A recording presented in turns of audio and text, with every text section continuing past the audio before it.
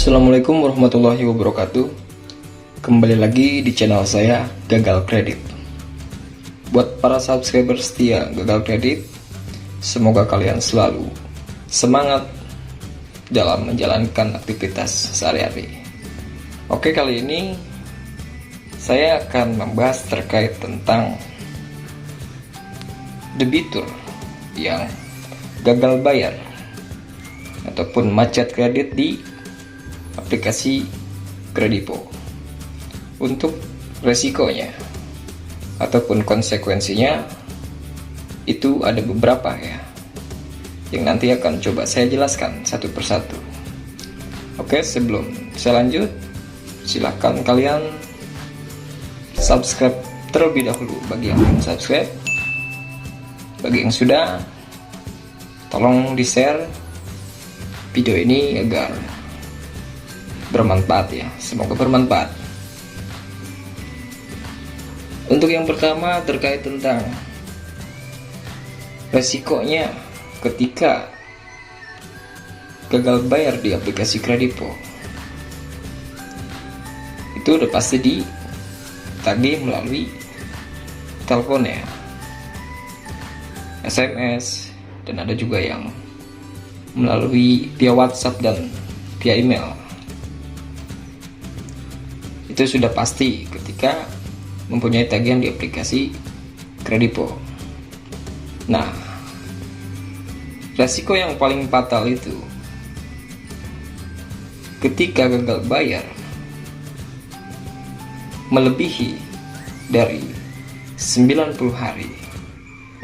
Itu sudah pasti data Anda itu masuk ke Slik OJK ya, yang dimana nantinya akan berpengaruh ketika kalian mengajukan pinjaman di bank-bank Indonesia. Itu akan kedetek ya, akan terbaca bahwasanya Anda ini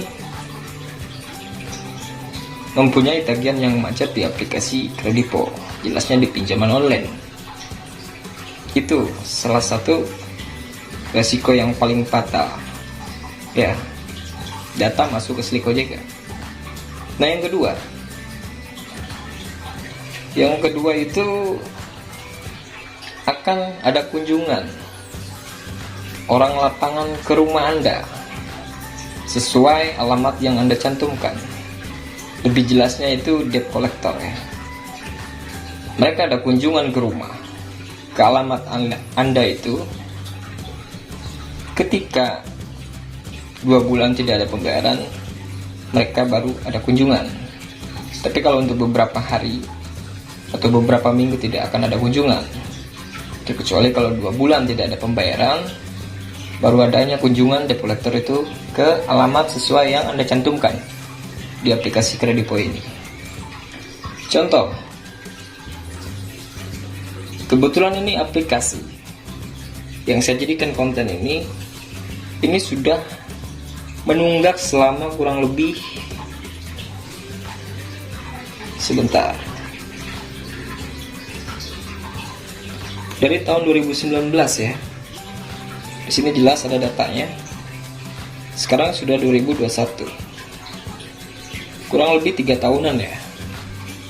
Ini sudah menunggak, tetapi di aplikasi ini, di data bagian tagihannya itu hanya menunggak 3 bulan. Kenapa bisa seperti ini?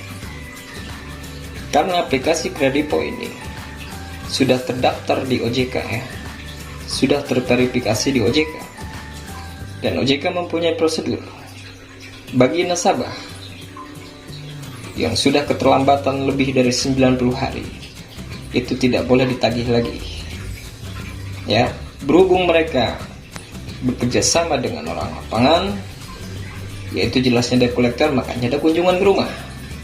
Tetapi untuk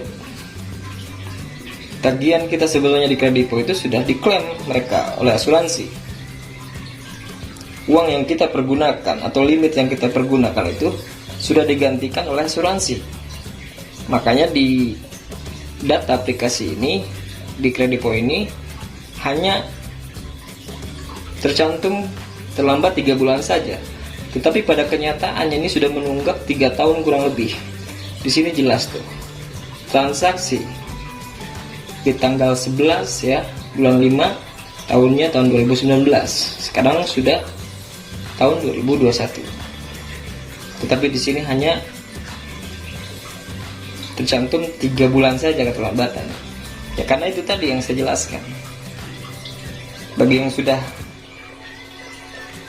terlambat lebih dari 90 hari, itu tidak boleh ditagih lagi. Karena memang itu jelas prosedurnya OJK ya.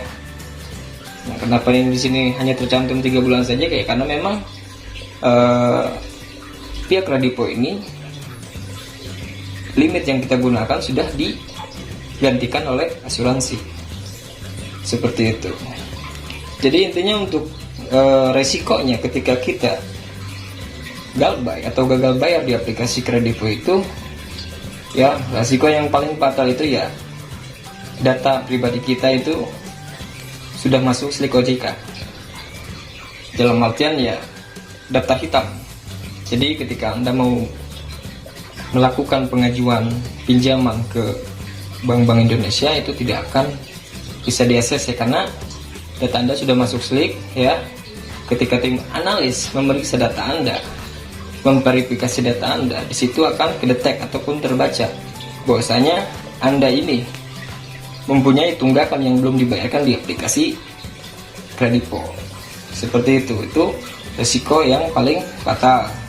Nah yang kedua yaitu tadi akan adanya debt collector ataupun kunjungan orang lapangan ke tempat Anda, ke alamat yang Anda cantumkan di aplikasi Kredipo. Itu resiko yang kedua. Yang ketiga udah pasti ya, itu di telepon, di email, di WhatsApp, di pesan juga ada. Sebenarnya simpel, resikonya seperti itu. Bicara masalah hukum ya tidak ada kaitannya dengan hukum ya, karena ini jelas hukum perdata ya. Tetapi perdata bisa naik ke pidana kalau di dalamnya ada unsur penipuan. Contoh, Anda mengajukan ke aplikasi Kredipo ini dengan menggunakan KTP palsu. Nah, di situ yang bisa dipidanakan. Tetapi kan di sini KTP kebanyakan pasti KTP menggunakan KTP yang asli ya. Jadi tidak ada kaitannya dengan hukum gitu. Oke, mungkin gitu aja. Semoga bermanfaat ya.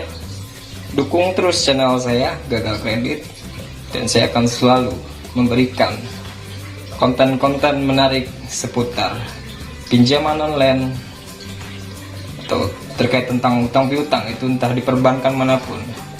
Saya akan selalu membuat konten selanjutnya. Makanya saya minta bantuannya kepada para subscriber, share video sebanyak-banyaknya, dan jangan lupa like-nya ya, agar saya selalu semangat membuat konten-konten selanjutnya. Oke, semoga bermanfaat. Terima kasih. Assalamualaikum warahmatullahi wabarakatuh.